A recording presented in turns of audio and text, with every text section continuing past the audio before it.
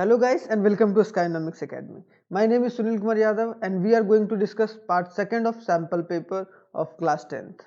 Class 10th के sample paper जो कि CBSE का है सोशल साइंस का, उसका आज सेकंड पार्ट हम लोग पढ़ने जा रहे हैं और उसमें जानने की कोशिश करेंगे कि आखिरकार जो डिस्क्रिप्टिव क्वेश्चन रहता है या लॉन्ग आंसर या फिर शॉर्ट आंसर टाइप्स उसको किस तरीके से लिखा जाए और एग्जाम में मैक्सिमम स्कोर किया जाए।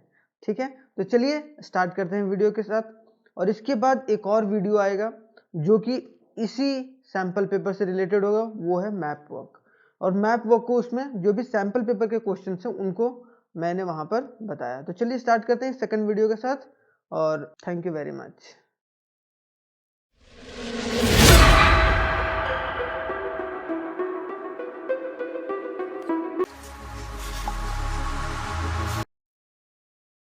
तो चलिए स्टार्ट करते हैं उसी एनर्जी के साथ और उसी जोश के साथ। हम लोग क्या सेकेंड पार्ट जो हम लोगों ने स्टार्ट करा था 10th के सोशल साइंस से, है कि नहीं। हम लोगों ने एमसीक्यू बहुत अच्छे तरीके से डिस्कस करी थी और साथ ही साथ हम लोगों ने 2 मार्कर के क्वेश्चंस को भी सही तरीके से देखने की कोशिश करी थी। ठीक है, तो ये सेक्शन सी है।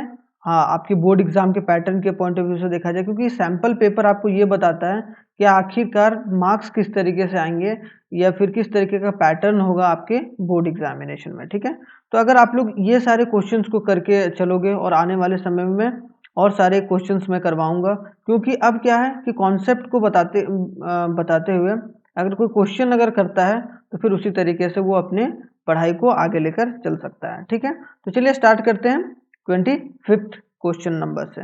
तो इसमें क्वेश्चन क्या बोला गया, how was the social and political situation of India affected by the first world war। First world war कब हुआ था पहले ये जानना जरूरी है कि नहीं।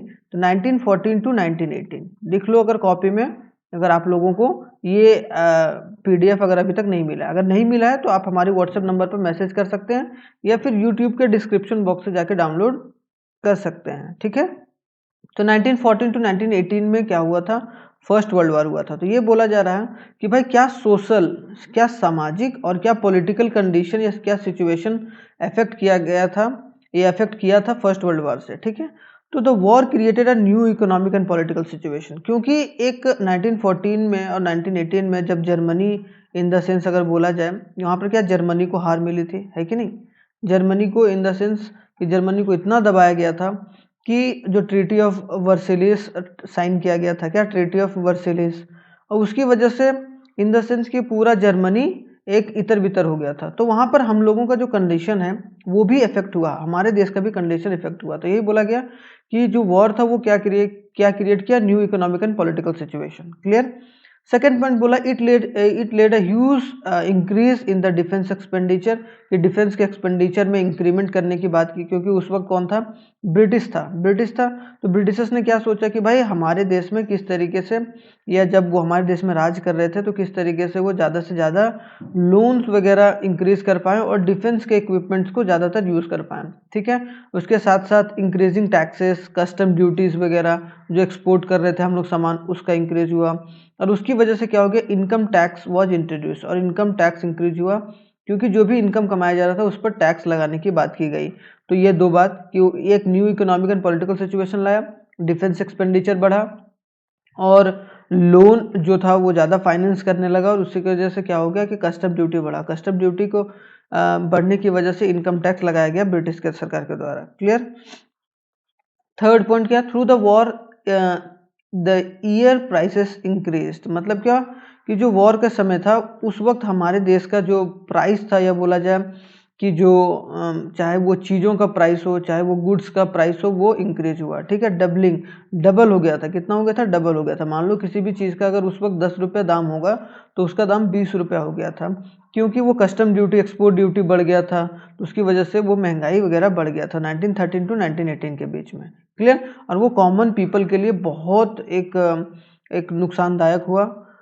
फोर्थ वन क्या है, villages were called upon for the supply of the soldiers, क्या कि विलेजर्स को क्या बोला गया कि भाई आप लोग भी क्या कीजिए, आइए और सोल्जर्स के रूप में भर्ती होइए।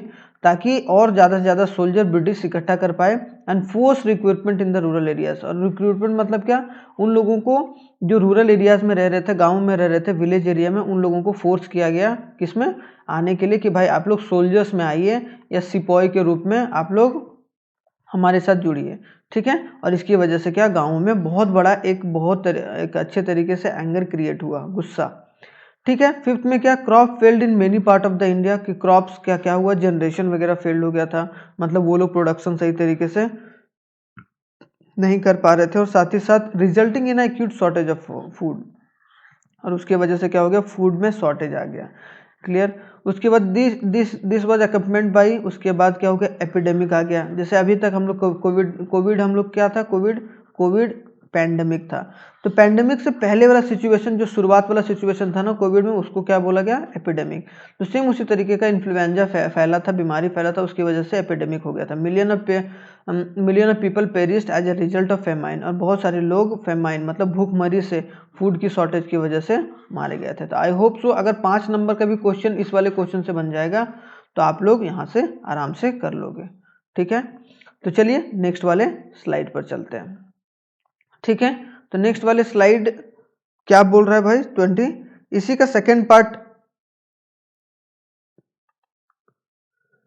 How did the Indian merchant and industrialist, Indian का जो मर्चेंट था, मर्चेंट कौन, कि जो भी बिजनेसमैन थे, ठीक है, जो भी व्यापारी लोग थे, या फिर इंडस्ट्रियलिस्ट लोग, मतलब जितने इंडस्ट्री सेटअप करके रखे थे, relates themselves in the civil disobedience movement, कि वो कैसे सिविल डिसोबीडियंस मूवमेंट से रिलेट करते हैं। तो Indian merchants and industrialist were keen on expanding their business को एक्सपैंड करना चाह रहे थे, and reacting against the colonial policy that restricted business activity, की कॉलोनियल एक्टिविटी मतलब जो कॉलोनी, जो जितने भी ब्रिटिशर्स थे वो क्या कर रहे थे कि जो इंडियन के मर्चेंट्स थे और इंडस्ट्रियलिस्ट थे उन लोगों को दबाने की कोशिश की जा रही थी। इस वजह से वो लोग क्या थे कि उससे गुस्सा थे या उनके अगेंस्ट थे, ठीक है। तो सिविल डिसोबीडियंस मूवमेंट कौन लाया था, कहीं ना कहीं वो ब्रिटिशर्स लाया था। तो उसकी वजह से जो बिजनेसमैन थे और जो इंडस्ट्रियलिस्ट लोग थे वो दोनों क्या, इन द सेंस कि वो गुस्से में थे। They wanted protection against the import of the foreign goods and the rupee sterling foreign exchange ratio that would be a discourage imports। मतलब क्या, इन द सेंस वो क्या चाह रहे थे कि भाई जो भी सामान बाहर से मंगाया जा रहा है कि नहीं, इंपोर्ट किया जा रहा है, इंपोर्ट पर कम ध्यान दिया जाए और हम लोग एक्सपोर्ट पर ज़्यादा ध्यान दिया जाए, है कि नहीं। मतलब क्या कि एक्सपोर्ट पर ज़्यादा ध्यान देने की बात की जा रही थी, ताकि क्या हो कि जो फॉरेन एक्सचेंज हो हमारे देश का, मतलब जो रुपया के बराबर जो डॉलर है वो सही तरीके से आ पाए और उसमें ज़्यादा इंक्रीमेंट ना हो। टू ऑर्गेनाइज बिजनेस इंटरेस्ट, की बिजनेस के इंटरेस्ट को वो लोग समझें, and they form the Indian industrial and commercial Congress. और उसी को देखते हुए जितने भी बिजनेस और मर्चेंट वाले लोग थे, इंडियन खास करके, उन्होंने क्या, Indian industrial and Congress commercial Congress 1920 में फॉर्म किया। तो यहाँ क्या 1 मार्क का क्वेश्चन बन सकता है यहाँ से, ठीक है। And a federation of Indian chamber of commerce and industry, FICCI खोला गया, ठीक है, 1927 में, ताकि बिजनेस जितने भी लोग कर रहे थे उनको सपोर्ट किया जा सके और एकजुट होकर ब्रिटिश के खिलाफ हल्ला बोल सके। तो ये दोनों याद रखना है कि फिक्की 1927 में और इंडियन इंडस्ट्रियल जो कॉमर्स है उसको कब 90, ये दोनों पॉइंट जरूर याद रखना, क्लियर, ठीक है। तो अब चलिए, led by the prominent industrialists like Purushottam Das, Thakur Das and G.D. Birla, ठीक है, the industrialist attacked the colonial control over the Indian economy and supported the civil disobedience movement. कि सिविल डिसोबीडियंस मूवमेंट जो ब्रिटिश के खिलाफ लाया गया था, ठीक है, जो ब्रिटिश के खिलाफ लाया गया था कि भाई हम लोग क्या करेंगे, हम लोग उनके पॉलिसीज को नहीं मानेंगे, ठीक है। तो इन द सेंस उसको सपोर्ट किया गया बहुत बड़े मात्रा में, ताकि जो ब्रिटिशर्स के खिलाफ था सिविल डिसोबीडियंस मूवमेंट उसको यूज किया जा सके।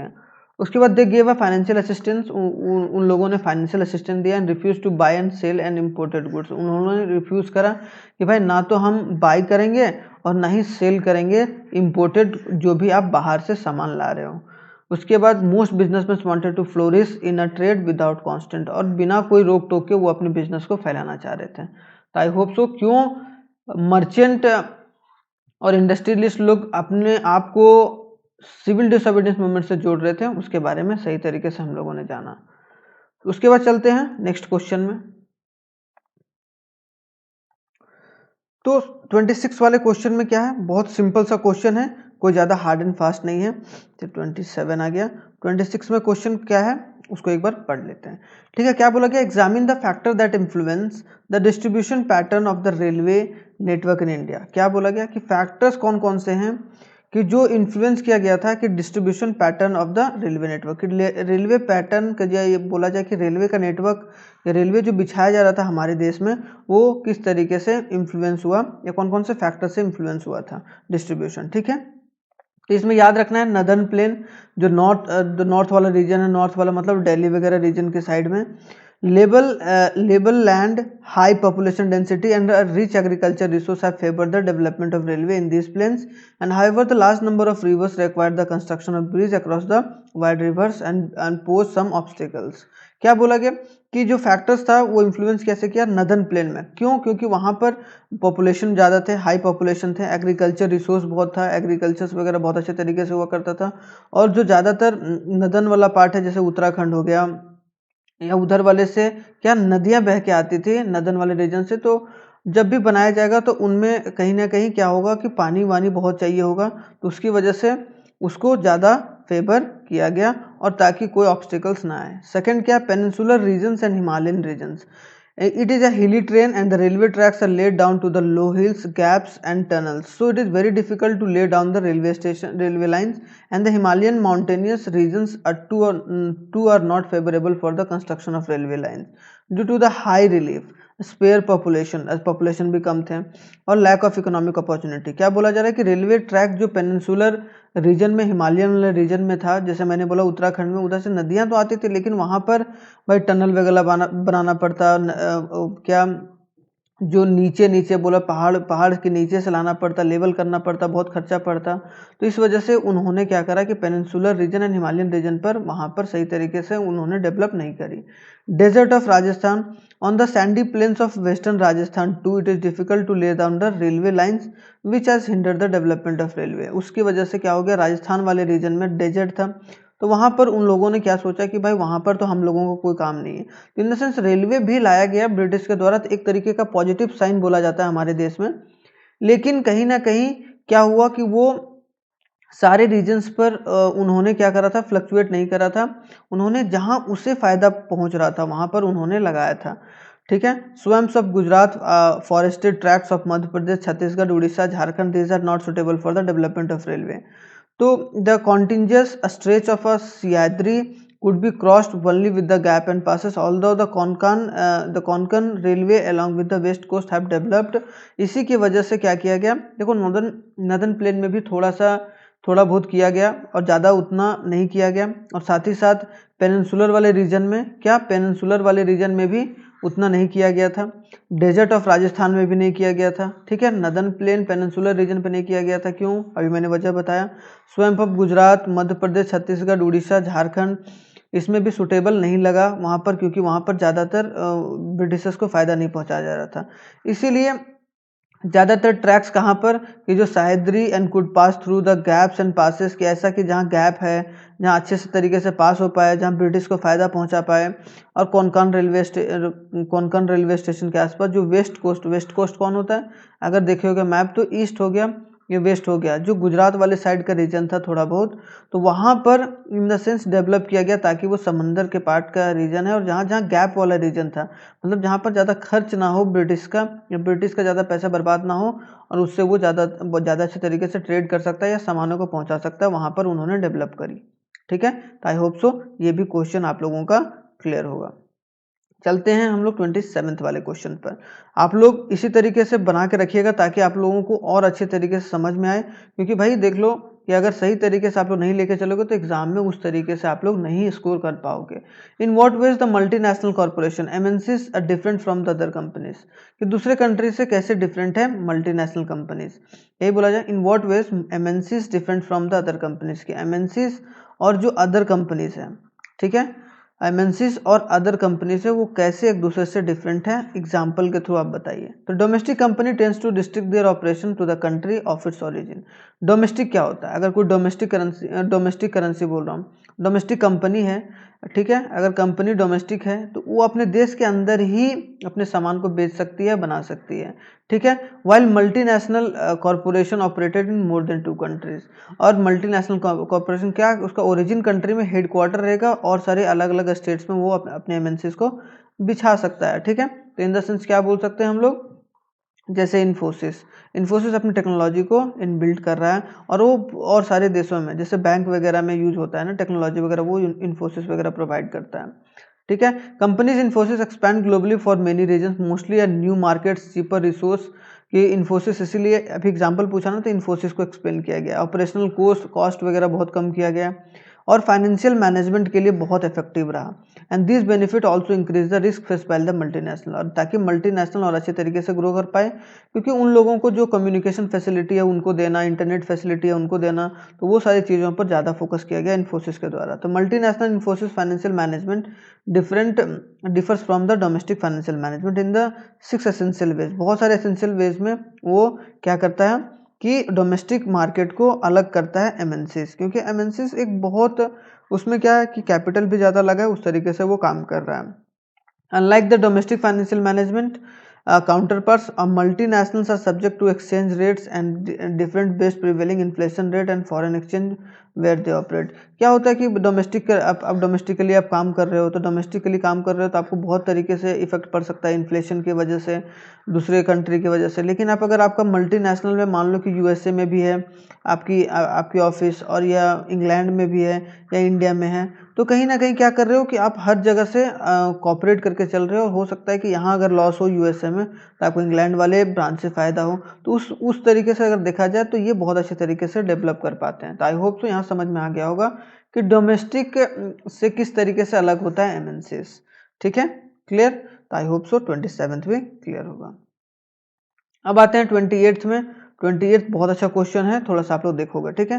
क्या बोला गया, डिफ्रेंशिएट बिटवीन, देखो 3 मार्कर का क्वेश्चन है, इसीलिए थोड़ा सा आराम से, उतना बड़ा बड़ा नहीं लिखना है, मैं इसलिए बोल रहा हूँ क्यों, क्योंकि मैंने सब तरीके सोचा कि भाई अगर 2 नंबर का क्वेश्चन आएगा इसी से, 3 नंबर का क्वेश्चन आएगा इसी से, या 5 नंबर का क्वेश्चन आए, तो सारे क्वेश्चन को कवर किया जा सकता है या किसी भी तरीके का। Differentiate between democratic and non democratic government, कि आप डिफ्रेंशिएट करो कि डेमोक्रेटिक गवर्नमेंट और नॉन डेमोक्रेटिक गवर्नमेंट, जिसमें डेमोक्रेसी नहीं फॉलो किया जाता है, खास करके जहाँ डिक्टेटरशिप रहता है, तो उस दोनों गवर्नमेंट में क्या अंतर है, ठीक है। Democratic government are transparent, democratic government क्या रहता है, ट्रांसपेरेंट रहता है, लेजिटिमेट रहता है and accountable, whereas non democratic government who are selected and form their own discretion. जो नॉन डेमोक्रेटिक रहते हैं वो अपने हिसाब से अपनी कंट्री को चलाते हैं। डेमोक्रेटिक क्या होता है, ट्रांसपेरेंट रहता है, सारा बात पता चलता है लोगों को, लेजिटिमेट रहता है, अच्छे तरीके से काम करता है, अकाउंटेबल भी रहता है, अगर खराब काम करेगा तो उसे हटाया भी जा सकता है। लेकिन आप नॉन डेमोक्रेटिक गवर्नमेंट में नहीं काम कर सकते हैं, ये वाला। सेकंड क्या, democratic government provides a dignity and freedom to all without any discrimination, क्या इज्जत देता है और आज़ादी देता है, दोनों डिग्निटी और फ्रीडम प्रोवाइड करता है। कौन सा democratic government. I hope so ये भी पॉइंट क्लियर होगा। Third point, conflict are resolve through, जो भी कॉन्फ्लिक्ट होता है, मान लो कि कोई भी सरकार ने कुछ लाया और लोगों को दिक्कत हो रहा है, ठीक है, गवर्नमेंट ने कुछ पॉलिसीज लाया, लोगों को दिक्कत हो गया, तो वो डिबेट और डिस्कशन और नेगोशिएशन से उसे सॉल्व किया जा सकता है। लेकिन नॉन डेमोक्रेटिक में ऐसा नहीं होता। नॉन डेमोक्रेटिक में क्या होता है कि भाई मैंने जो बोल दिया वही काम होगा। तो आई होप सो यहाँ तक क्लियर होगा। Minority and majority cooperation are common phenomenon in democratic, minority और मेजोरिटी से कोई फर्क नहीं पड़ता है, दोनों को साथ में लेकर चला जाता है। मान लो कि कोई ग्रुप ऑफ पीपल ज़्यादा मेजोरिटी में, जिसका मतलब ये नहीं कि उसी की सरकार बन जाएगी, है कि नहीं, तो वहाँ पर मेजोरिटी और माइनॉरिटी को दोनों को लेकर साथ में चला जाता है। Enhance the dignity of all without any discrimination, और आपकी इज्जत बढ़ती है। लेकिन नॉन डेमोक्रेटिक में जस्ट उल्टा होता है। आई होप सो यहाँ तक भी क्लियर होगा। तो ये 28th वाला क्वेश्चन था। अब चलते हैं 29th पर। 29th वाला क्वेश्चन भी बहुत इंटरेस्टिंग है। क्या बोला गया कि tertiary sector is different from other sector, है कि नहीं। 3 तरीके का सेक्टर होता है, प्राइमरी, सेकेंडरी और टर्सरी। प्राइमरी, सेकेंडरी और टर्सरी, है कि नहीं। अब प्राइमरी, सेकेंडरी और टर्सरी में तीनों में किस तरीके से डिफरेंस क्रिएट किया जाता है उसके बारे में समझेंगे। प्राइमरी में क्या होता है, आप कोई सामान ग्राउंड से निकालते हो, रॉ मटेरियल, उसे यूज़ करके, मान लो कि आपने क्या कि आलू निकाला, ठीक है, क्या पोटैटो, पोटैटो या पोटैटो आपने क्या करा, जनरेट करा रॉ मटेरियल, तो raw material as a potato आप लोग क्या किया, ट्रांसफर किए कहाँ, सेकेंडरी सेक्टर में, इंडस्ट्री में। उसने क्या बना दिया, चिप्स बना दिया, मतलब मैन्युफैक्चरिंग हो गई। अब उस चिप्स को अगर पैक करके बेच दिया तो वो टर्सरी सेक्टर में हो गया। तो आई होप सो ये तीनों सेक्टर क्लियर होगा। तो यही बोला जा रहा है tertiary sector is different from other sector, justify करो विथ अ सुटेबल आर्ग्यूमेंट। ठीक है, tertiary sector is the basic service whereas the primary and secondary are the that produces goods, है कि नहीं, कि प्राइमरी और सेकेंडरी में क्या हो रहा है, प्रोड्यूस हो रहा है गुड्स, यहाँ भी पोटैटो हो रहा है, यहाँ चिप्स हो रहा है, तो कहीं ना कहीं दोनों तरीके से प्रोडक्शन हो रहा है, लेकिन टर्सरी में बेचा जा रहा है। तो बोला टर्सरी सेक्टर है support and help in the development of primary and secondary. अगर टर्सरी सेक्टर सही तरीके से नहीं काम करेगा तो क्या प्राइमरी और सेकेंडरी में आलू आप निकाल के क्या करोगे, सब खाओगे, सड़ाओगे। उसके अलावा अलग अलग भी चीज़ें तो बनती हैं, उन सारी चीज़ों को इस्तेमाल करने में या हेल्प करने में टर्सरी सेक्टर मदद करता है। थर्ड क्या, tertiary activities are assistance for the production process, कि एक असिस्टेंट के रूप में काम करता है, एक सपोर्टिव रोल प्ले करता है, सपोर्टिव रोल प्ले करता है कौन, टर्सरी सेक्टर, किनको, प्राइमरी और सेकेंडरी को। Tertiary sector provides a service, वो टर्सरी सेक्टर साथ ही साथ सर्विस प्रोवाइड करता है, जैसे कि उनका ट्रांसपोर्ट, बैंकिंग, कम्युनिकेशन, बैंक से लोन वगैरह लेना है, तो वो कौन कौन सा सेक्टर प्रोवाइड करता है, कि कोई मैन्युफैक्चरिंग एक्टिविटी करना है सेकेंडरी सेक्टर में, तो वो कौन प्रोवाइड करता है, टर्सरी सेक्टर प्रोवाइड करता है। ठीक है, it generates more employment other than the other sector, कि ये क्या ज़्यादा एम्प्लॉयमेंट क्रिएट करता है, एम्प्लॉयमेंट मतलब जॉब्स वगैरह ज़्यादा क्रिएट करता है कौन, टर्सरी सेक्टर। तो आई होप सो ये बातें क्लियर होगी। ठीक है, तो अब चलते हैं 30th क्वेश्चन में। देखो कोई भी प्रॉब्लम होगा जो उसके साथ पढ़ना है, ऐसा नहीं है कि आप लोग नहीं जान रहे हो, आप लोग सब जान रहे हो और सब जान जाओगे अगर आप लोग मेरे साथ जुड़े रहोगे तो हम लोग इसी तरीके से आगे लेकर चलेंगे। अब आते हैं सेक्शन डी, जो कि है लॉन्ग आंसर क्वेश्चन टाइप। इसमें क्या 5 क्वेश्चन पूछे जाएंगे, 5 नंबर के क्वेश्चन पूछे जाएंगे 4 मार्क्स के। क्लियर, तो ये बात पता होना चाहिए। हाईलाइट द वेरियस, क्या 30th question, highlight the various measures and practice of French revolution. क्या फ्रेंच रेवोल्यूशनरी से, या फ्रेंच रेवोल्यूशन चैप्टर है, उसमें से introduce to the and create a sense of collective identity among the French people, कि किस तरीके से फ्रेंच रेवोल्यूशनरीज ने, जिन लोगों ने फ्रेंच रेवोल्यूशन स्टार्ट करा था, उन्होंने एक कलेक्टिवनेस का लाया था, मतलब किस तरीके से कलेक्टिवनेस का सोच लोगों में लाया था, ताकि फ्रेंच के पीपल के लोगों में, ताकि वो लोग सही तरीके से अपने कंट्री में रह सकें बिना कोई हिचकिचाहट के। तो द आइडिया ऑफ ला पैट्री, जिसको बोला गया था fatherland and less citizen, just citizen, इसको फ्रेंच वर्ड है ये, द सिटीजन का, ये फादरलैंड का क्या है कि वो फ्रेंच वर्ड है। तो बोला कि आइडिया ऑफ जो फादरलैंड बोला गया, जैसे हम लोग बोलते हैं ना मातृभूमि, मदरलैंड, सेम उसी तरीके से उसको फादरलैंड बोला गया फ्रांस को।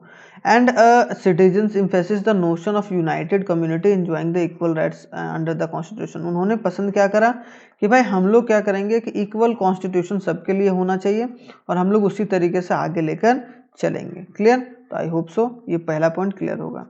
ये क्या हो गया, अ न्यू फ्रेंच फ्लैग, क्या फ्रेंच रेवोल्यूशनरी ने फ्लैग लाया ट्राई कलर का, या the tricolour was chosen to replace the former royal standard, कि रॉयल स्टैंडर्ड जो भी राजा रजवाड़े पहले काम कर रहे थे उनके खिलाफ इन्होंने अच्छे तरीके से फ्लैग वगैरह लाया, ताकि वो एक नेशनलिज्म का फीलिंग आए, है कि नहीं। आप लोग आज भी जन गण मन गाते होगे तो कहीं ना कहीं रोंगटा खड़ा हो जाता है अगर सही तरीके से गाओगे तो।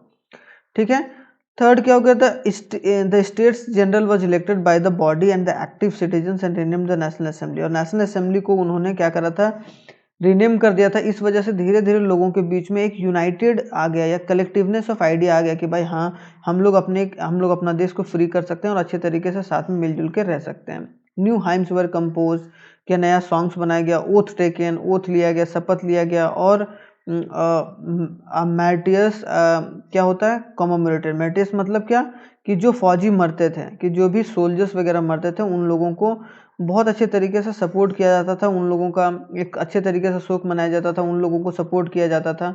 तो वो एक देश के लिए गर्व की बात है और उसी वक्त पता चलता है कि आपका देश किस तरीके से कलेक्टिवली खड़ा है। A centralise administration system, centralise administration system मतलब किस तरीके से पूरा कंट्री चलाया जाए, और यूनिफॉर्म लॉ लाया गया ताकि all citizens with in the territory freely और अच्छे तरीके से रह सकें। फिर 6th वन क्या, इंटरनल कस्टम ड्यूटी, कि कस्टम ड्यूटी इंटरनली लगाया गया due to the evolution of uniform system of weight and measures was adopted. पहले क्या था कि जितना ज़्यादा सामान रहेगा वेट के हिसाब से उतना आपको टैक्सेस भरना पड़ेगा।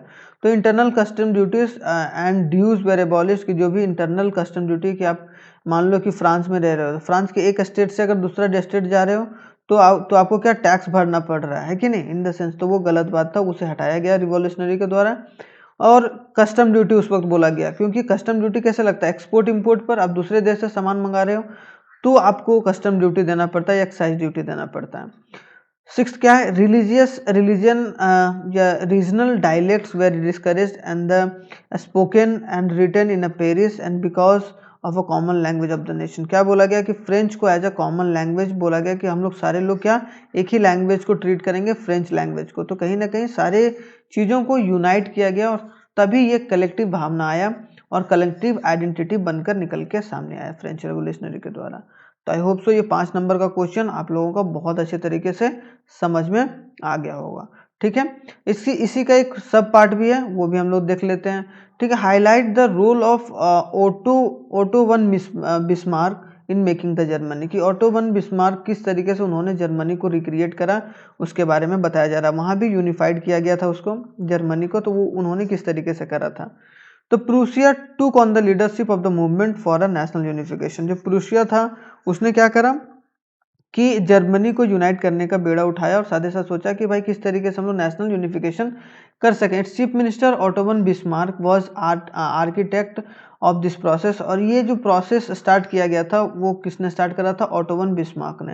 And carried out with the help of the Prussian army and bureaucracy, की प्रूशियन आर्मी और उनके ब्यूरोक्रेसी बोलते हैं जो वहाँ के IAS IPS लोग होते होंगे ना, या मिनिस्टर्स लोगों का मदद लेके, या मिनिस्टर्स वगैरह जो कानून को लागू करते हैं उनको हम लोग बोलते हैं ब्यूरोक्रेसी। ठीक है, तो उन्होंने उनकी मदद, प्रूसिया की मदद लिया, मतलब मदद लिया कौन, ऑटो वन बिस्मार्क ने।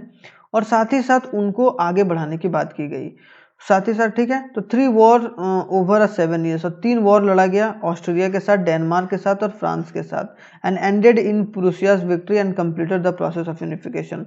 और क्या एंड कैसे हुआ कि प्रूसिया विक्ट्री रहा, क्योंकि प्रूसिया क्या किसको सपोर्ट कर रहा था, जर्मनी को, ताकि जर्मनी यूनिफाइड हो जाए।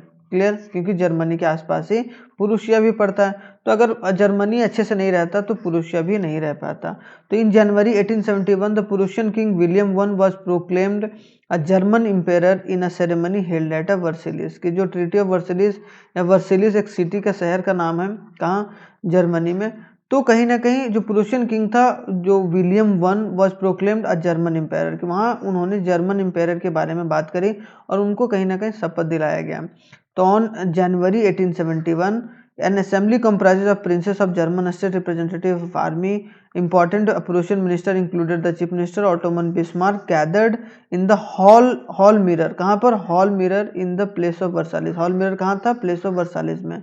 and a new German empire headed by the Kaiser William I of Prussia।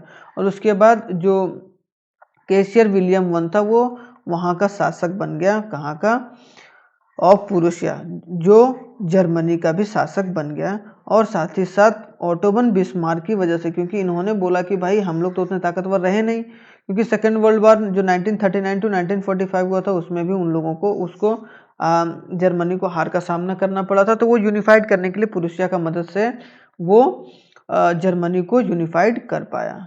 ठीक है, मतलब जर्मनी को एक नया देश और अच्छे तरीके से उसको डेवलप कर पाया। तो आई होप सो ये भी क्लियर होगा। ठीक है, अब चलते हैं नेक्स्ट वाले क्वेश्चन पर। नेक्स्ट वाला क्वेश्चन क्या है, नेक्स्ट वाला क्वेश्चन है manufacturing sector is considered as a backbone of general and economic development. क्या बोला गया कि मैन्युफैक्चरिंग सेक्टर, मैन्युफैक्चरिंग मतलब कौन, सेकेंडरी सेक्टर, अभी हम लोगों ने पढ़ा प्राइमरी सेकेंडरी, कि सेकेंडरी सेक्टर को क्या बोला गया कि बैकबोन बोला जाता है कि इकोनॉमिक डेवलपमेंट का। अगर इकोनॉमी को डेवलप करना है, अगर देश के इनकम को बढ़ाना है या डेवलप करना है, तो क्या है उसका सेकेंडरी सेक्टर या मैन्युफैक्चरिंग सेक्टर, वो क्या है कि वो बहुत बड़ा एक मददगार साबित होता है। तो एक्सप्लेन करो इस स्टेटमेंट को।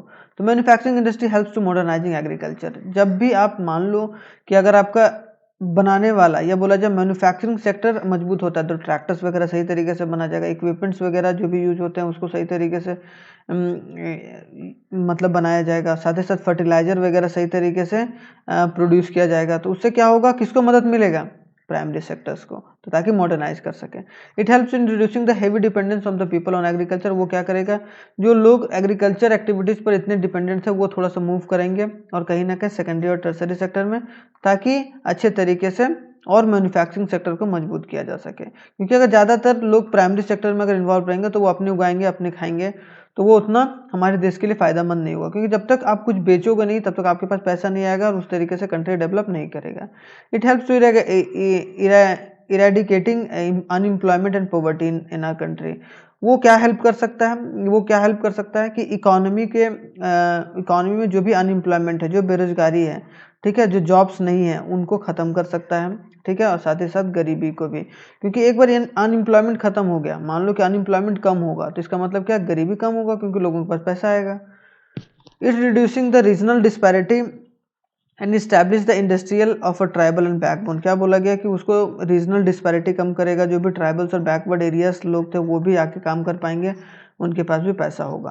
तो वो कब से होगा, क्योंकि लेबर्स वगैरह ज़्यादातर मैन्युफैक्चरिंग सेक्टर्स में काम करते हैं, तो उसको हम लोग यूज़ कर सकते हैं चीप लेबर को, ठीक है। Export of manufacture goods expand, वहाँ क्या होगा कि हम लोग एक्सपोर्ट ज़्यादा कर सकते हैं, क्यों, क्योंकि मैन्युफैक्चरिंग ज़्यादा होगा। And it helps in bringing the foreign exchange, और वो क्या लाने में मदद करेगा, बाहर से फॉरेन एक्सचेंज, मतलब डॉलर हमारे देश में आएगा, क्योंकि आप एक्सपोर्ट कर रहे हो, एक्सपोर्ट करोगे तो बाहर से पैसा मिलेगा आपको, तो आपका देश और मजबूत होगा। आई होप सो 31 वाला भी क्वेश्चन क्लियर होगा। आते हैं आप क्या 31 का सेकेंड पार्ट है ये, तो ये 31 का सेकेंड पार्ट है, ठीक है। तो 31 का सेकेंड पार्ट जो है वो किस तरीके से बताया गया है उसके बारे में हम लोग वो थोड़ा सा जान लेते हैं, ठीक है। तो क्या बोला, multi prolonged aspect of information and technology and electronic industry. क्या बोला गया कि क्या क्या यूजेज हैं और किस तरीके से आईटी सेक्टर बढ़ सकता है, इंफॉर्मेशन टेक्नोलॉजी और इलेक्ट्रॉनिक इंडस्ट्री। तो बहुत तरीके से बढ़ सकता है भाई। Electronic industry covers the wide range of the product, wide जैसे ट्रांजिटर हो गया, set of the television, telephone, cellular device, ठीक है, पेपर एक्सचेंज, रडार वगैरह बहुत तरीके से हम लोग डेवलप कर सकते हैं, जो कम्युनिकेशन इंडस्ट्री को और मजबूत कर सकता है। Bengaluru has emerge as a electronical capital of India. हमारे देश में बोला जाता है कि आईटी हब है बेंगलोर वगैरह, चेन्नई वगैरह। क्यों बोलते हैं, क्योंकि वहाँ पर कहीं ना कहीं बहुत अच्छे तरीके से वहाँ की सरकार के द्वारा सपोर्ट किया गया। तो अदर इंपॉर्टेंट सेंटर्स जो है इलेक्ट्रॉनिक गुड्स का, वो मुंबई में है, दिल्ली में है, हैदराबाद में है, पुणे में है, चेन्नई में है, कोलकाता में है, लखनऊ में है, कोयम्बटूर में है, ठीक है। बोला गया है 18 software technology parks provide a single window and provide high data communication facility. High data communication facility जो एक दूसरे से कम्युनिकेट कर पाए, और साथ ही साथ सॉफ्टवेयर डेवलपर बहुत एक से एक आए, ताकि उससे क्या हो सके, हमारा इंडस्ट्री और सही तरीके से बढ़ सके। Major impact of this industry has been employment generation. एक मेजर इम्पैक्ट रहा है कि वो ज़्यादा से ज़्यादा एम्प्लॉयमेंट क्रिएट करता है, क्योंकि ये किसके अंदर आ रहा है, टर्सरी सेक्टर के अंदर आ रहा है। तो आई होप सो यहाँ तक क्लियर होगा।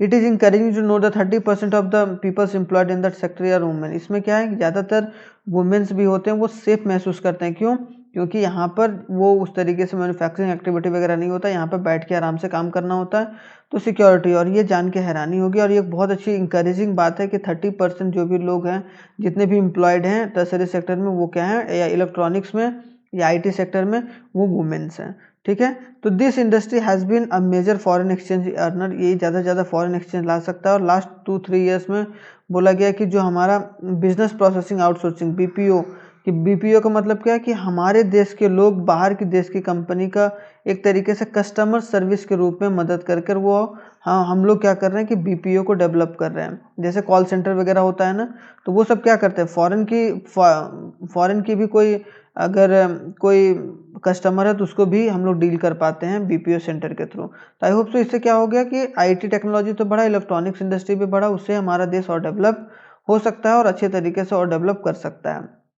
The continuing growth of the hardware and the software is the key to the success of the industry. क्या कि एक हार्डवेयर और सॉफ्टवेयर जो भी इम्प्लीमेंट हुआ है, वो हमारे देश के लिए बहुत ही बड़ा एक सीख रहा है, और इसी वजह से हम लोगों ने बहुत अच्छे तरीके से ग्रो करी है, क्योंकि हमारा आईटी सेक्टर बहुत अच्छे तरीके से काम किया है। तो आई होप सो यहाँ तक बहुत अच्छे तरीके से क्लियर होगा, ठीक है। तो चलिए हम लोग यहाँ तक रखते हैं आज, ठीक है। तो हमारा 32nd क्वेश्चन है, वो हम लोग कब कब डिस्कस करेंगे, थर्ड वाले पार्ट में, जो कि लास्ट पार्ट होगा। उसमें हम लोग 32nd को या बोला जाए कि 32nd क्वेश्चन हम लोग उसमें डिस्कस करेंगे, और साथ ही साथ वहाँ पर मैप्स को भी डिस्कस किया जाएगा कि मैप्स कौन कौन से पूछे जाते हैं। आई होप सो यहाँ तक क्लियर होगा। अगर कोई भी डाउट होगा तो हमारे यूट्यूब चैनल के नीचे या बोला जाए कमेंट बॉक्स के नीचे कमेंट करके बता देना। उसी तरीके से हम लोग आगे लेके चलेंगे। ये हमारा एकेडमी का इंस्टाग्राम आईडी है, ये फेसबुक आईडी है, ये हमारा वेबसाइट है, और साथ ही साथ ये हमारा व्हाट्सएप नंबर है। अगर आप लोगों को प्रॉपर नोट्स चाहिए होगा तो आप लोग इस वाले नंबर पर एक बार ज़रूर कॉल या मैसेज कर सकते हैं। तो आई होप सो, चलिए धन्यवाद, और आप लोगों को मज़ा आ रहा होगा। इसी तरीके से पढ़ते रहिए। जय हिंद।